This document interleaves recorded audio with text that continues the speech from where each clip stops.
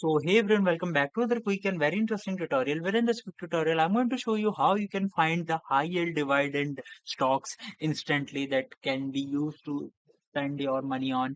Now, in order to do it, all you need to do is just simply open any of the browser you have, and here you have to search for finviz.com/screener ASH.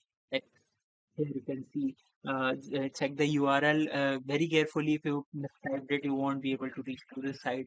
Now, once it gets open, here you can see multiple pages, and you can find the high yielding stocks right there just by sorting the values. Here you can see the data for each stocks is available in right in front of you.